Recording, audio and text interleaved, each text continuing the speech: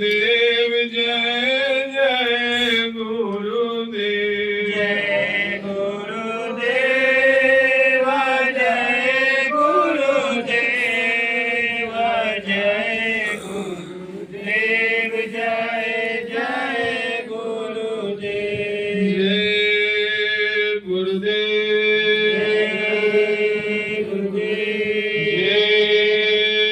गुरुदेव जय गुरुदेव।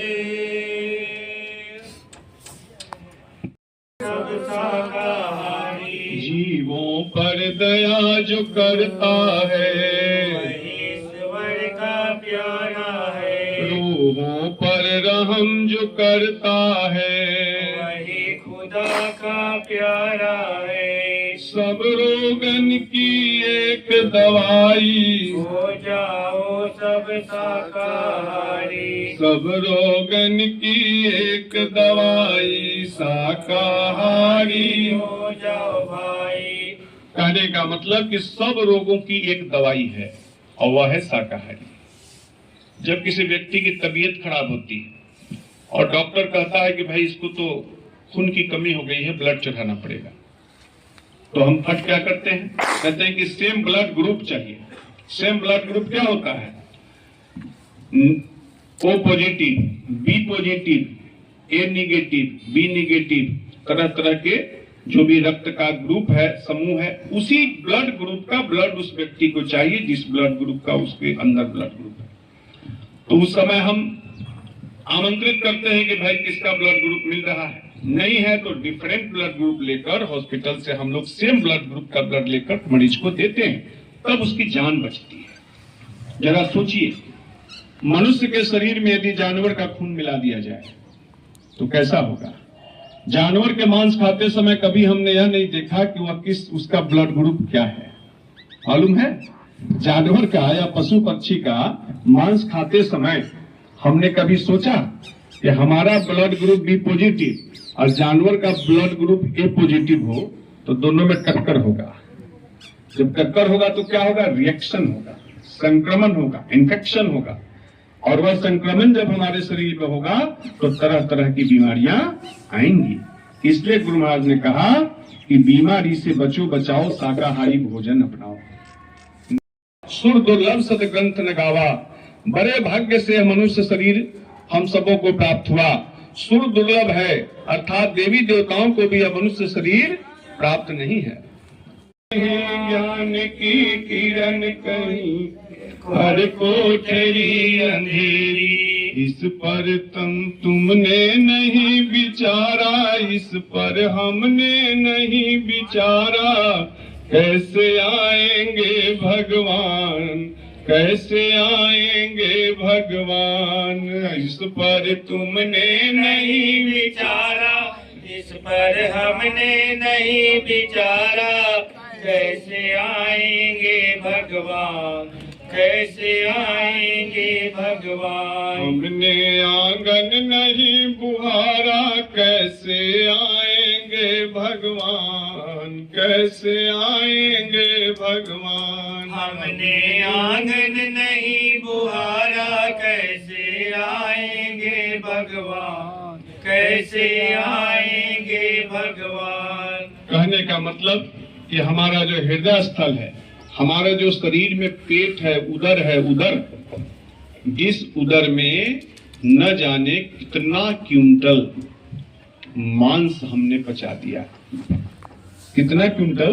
1-2 kilo, 5 kilo, 10 kilo नहीं, न जाने कितना क्विंटल मांस इसमें डाल दिया।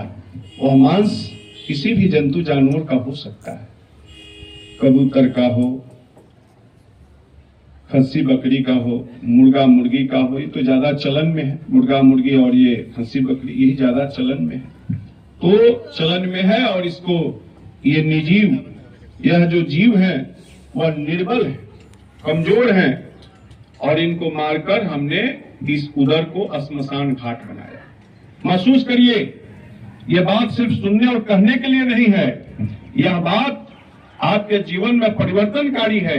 महसूस करिए कि जब आदमी के शरीर से प्राण निकल जाए तो आदमी मुर्दा बन जाता है, और उसको छूने के बाद हम गंगा में स्नान करते हैं और अपने को क्या करते हैं, धोते हैं, शरीर मल के नहाते हैं, नाखून कटवाते हैं, बाल छिलवाते हैं और 10 कर्म के बाद तब जाके कहता है कि थोड़ा छुटकाव कर गया।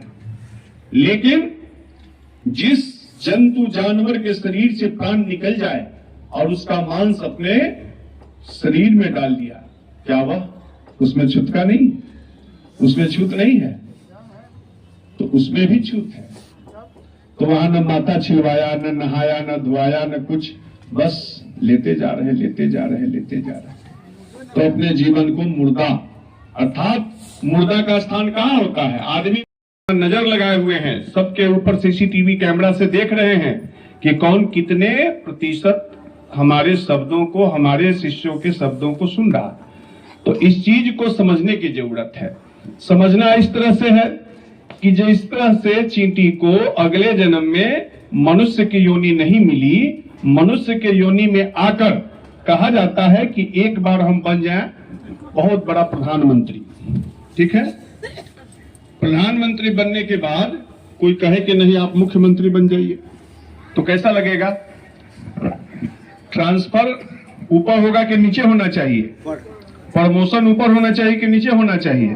तो राष्ट्रपति बन जाए तो थोड़ा समझ में बात आता है, लेकिन प्रधानमंत्री से मुख्यमंत्री बन जाए, मुख्यमंत्री से हम एक तो मुखिया जी बन जाए, मुखिया जी से एक तो वार्ड मेंबर बन जाए, तो इस तरह से प्रधानमंत्री से हम नीचे आ गए। अर्थात जो भी वहां पर वह भक्ति कर रही थी वो किस जन्म में थी? तो वो थी मनुष्य के योनि में, और अगला योनि क्या मिल गया? चींटी के योनि मिल गया। मत चलाओ सब, बंद करो। जय गुरुदेव। ध्यान देंगे तो मनुष्य के योनि से चींटी के योनि में जाना उचित नहीं है। चींटी के योनि से यदि मनुष्य में जाए तो प्रमोशन हुआ। तो प्रेमियों, कथा तो छोटी है लेकिन बात बहुत बड़ी है। बड़ी इसलिए कि हम सब इस नर्तन की योनि में आए हैं, इससे भी ऊपर जाना है। क्या नर्तन की योनि से भी ऊपर कोई योनि है या कोई स्थान है? तो गुरु महाराज ने कहा कि है, जहां से बार बार इस दुख भरे संसार में नहीं आना पड़ता, वैसा एक स्थान है, वह है सत्यधाम, जहां से जीवात्मा इस धरती पर उतारी गई, इस मानव शरीर में, इस काया में, और इस पंच भौतिक शरीर में वह आत्मा वहीं से आई है। इसलिए गुरु महाराज ने कहा कि हम आए वही देश से जहां तुम्हारो धाम, तुमको घर पहुंचावनो एक हमारो काम। इस शरीर में बैठी हुई जीवात्मा कहाँ बैठी है? किसी को मालूम है? तो गुरु महाराज से भी पहले और भी गुरु के श्रृंखला में बहुत सारे गुरु इस धरती पर आए। उसमें इस कलयुग के कलिकाल में पहले गुरु के रूप में कौन आए? कबीर साहब आए। कबीर साहब जब इस धरती पर आए तो उन्होंने साहब नाम को जगाकर लोगों को जगाया। कहा कि साहब नाम में ईश्वर की शक्ति छुपी हुई है, जो भी साहब नाम से जुड़ेगा उसका कल्याण होगा। तो भगवान को उन्होंने साहब नाम से पुकारा। किन्होंने पुकारा? कबीर साहब ने। उसके बाद गुरु नानक देव आए, तो गुरु नानक देव ने भगवान को वाहे गुरु नाम से पुकारा। उन्होंने कहा कि ये वाहे गुरु भगवान का नाम है, ये मेरा नाम या किसी व्यक्ति विशेष का नाम नहीं है। तो वाहे गुरु से, आज देखिए पूरे सिख लोग वाहे गुरु को मानते हैं, तो उन्होंने भगवान को वाहे गुरु नाम से पुकारा। उसके बाद फिर बाबा जय गुरुदेव जी महाराज के गुरु महाराज ने, नानक का नाम किन लोगों ने सुना है? आप उठाइए। गुरु नानक देव का नाम आप लोगों ने सुना है? गुरु थे, सिखों के गुरु थे।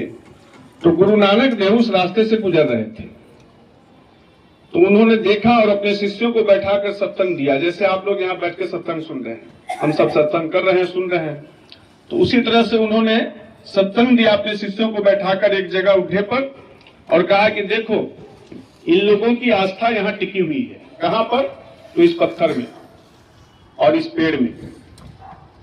जब अगला जन्म होगा इनका, तो देखना यहीं पर इन लोगों का जन्म दिया जाएगा।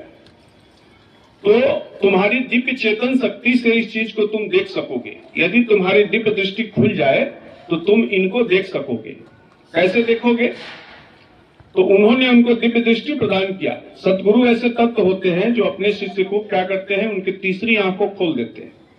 जैसे गुरु महाराज ने हम सबों को तीसरी आंख खोलने की विधि बताई, उसी तरह से गुरु नानक देव ने अपने शिष्यों को बैठाकर उनके तीसरा नेत्र खोलने की विधि बताई। तीसरा नेत्र खुल गया। अब अगला जन्म हुआ। अब उन्होंने कहा था कि जहां आशा तहां वासा, जहां आपकी आसक्ति टिकी हुई है, अगला जन्म आपको वहीं पर दे दिया जाएगा। क्यों भाई? कि आपकी भक्ति वहीं पर है, आपका प्रेम वहीं से जुड़ा हुआ है, आपका लगाव वहीं से जुड़ा हुआ है। तो फिर आपकी भक्ति कहाँ जाएगी? फिर अगले जन्म में वहीं पर आपको ले जाया जाएगा, चाहे जैसे जाए। अब वो सारी की सारी महिलाएं क्या हुआ अगले जन्म में कि पत्थर वही है। पत्थर तो भाई बहुत दिनों तक टिक सकता है। पेड़ भी बरगद का वही है। अब वो बरगद का पेड़ बरसों पुराना हो गया, हजारों साल पुराना हो गया वो बरगद का पेड़, और वही बरगद के पेड़ के नीचे वही पत्थर पड़ा हुआ है। और जितनी महिलाएं वहां पूजा कर रही थी वो वहां चींटी के रूप में उस प्रसाद को खाती हुई नजर आ रही थी। बोलिए जय गुरुदेव। चींटी के रूप में वहां पड़े हुए मकुंदाना को खाती हुई नजर आ रही थी। तो उनके शिष्यों ने उनको जब देखा तो सिखों के जो गुरु थे गुरु नानक देव, उन्होंने कहा कि देखो इनकी भक्ति यहाँ टिकी हुई थी, इसलिए इनको इस जन्म में यहीं पर जन्म दे दिया गया कि आप सब चींटी बन जाओ। जब प्रसाद चढ़ाते थे और दूसरों को खिलाने के लिए, अब इस प्रसाद को तुम स्वयं खाओ, क्योंकि यही तुम्हारी भक्ति टिकी थी। तो गुरु महाराज कहते हैं कि जहां आशा तहां वासा। ये गुरु महाराज के पहले कबीर साहब ने कहा था कि जहां हमारी भक्ति, जहां हमारी आसक्ति, जहां हमारा लगाव और जुड़ाव होता है, अगले जन्म में हमारे उसी स्वभाव के कारण वहां जन्म दे दिया जाता है और उसको फिर भोग कर हमको दूसरे जन्म में जाना होता है। बोलिए जय गुरुदेव। तो क्या हमें ऐसा जीवन चाहिए? ऐसा जीवन की जरूरत है हम सबों को? बोलिए हाँ या ना? नहीं चाहिए। क्यों नहीं चाहिए? चींटी में कोई जाना चाहेगा? कितना सुंदर मानव शरीर है। 5 तत्वों से बना हुआ यह पिंजरा, 5 भौतिक शरीरों से बना हुआ यह सुंदर मानव शरीर, इसको शक्ति दिया, उसमें शक्ति बढ़ा और कहा कि कलयुग के कलिकाल में जय गुरुदेव नाम भगवान का जीता जागता नाम है। इस नाम के डोरी को जो पकड़ेगा वह इस भव सागर से पार हो जाएगा। लेकिन सिर्फ जय गुरुदेव बोल लेने से काम नहीं चलेगा। कहने का मतलब कि नाम धुनी तो कहना है, जय गुरुदेव कहना है, लेकिन उसके साथ साथ कुछ नियम है, कुछ कायदे हैं, कुछ कानून हैं, कुछ व्यवस्थाएं हैं, कुछ व्यवहारिक जीवन है। और उस जीवन में यदि हम उस चीज को नहीं पकड़ पाए, नहीं समझ पाए, तो फिर सिर्फ जय गुरुदेव कहने से काम चलने वाला नहीं है। क्या करना होगा? तो जय गुरुदेव तब हम बोले जब हम अपने जीवन को श्रेष्ठतम रास्ते पर चलने के लिए संकल्पित करें। बोलिए जय गुरुदेव। श्रेष्ठ रास्ता क्या हो सकता है जीवन का? कहा जाता है कि दोनों मस्ती नहीं चलेगी। दोनों मस्ती माने संसार का भी आनंद और आध्यात्मिक जीवन का भी आनंद दोनों एक साथ नहीं हो सकता। हसब ठठायब फुलायब गालू, दोनों काम न हो ही भुआलू। एक समय में कोई एक ही काम हो सकता है, या तो हंसी चाहे रोइए। बोलिए गलत कि सही? एक समय में एक ही काम होगा, या तो हंसना या फिर रोना। एक समय में दोनों काम नहीं हो सकता। उसी तरह से भक्ति जो है उसका कुछ कायदा कानून है, और उस कायदे कानून के अंतर्गत यदि भक्ति की जाए तो वह भक्ति श्रेष्ठ रास्ते पर ले जाती है और हमें इस भवसागर से पार ले जाती है। तो भवसागर क्या है? तो यह दुनिया भवसागर है, जिस भवसागर में हम पड़े हुए हैं, जी रहे हैं, रोज चल रहे हैं, इसी में अपने जीवन को गुजार रहे हैं, यही भवसागर है। भवसागर का मतलब अनंत गहरा भवसागर। इसको पार करना अच्छे अच्छे ऋषि मुनियों की बस की बात नहीं होती। हम तो गृहस्थ आश्रम के एक छोटे से जीव हैं। बोलिए जय गुरुदेव। लेकिन गोस्वामी जी ने इस छोटे से जीव को इतना उन्नत बना दिया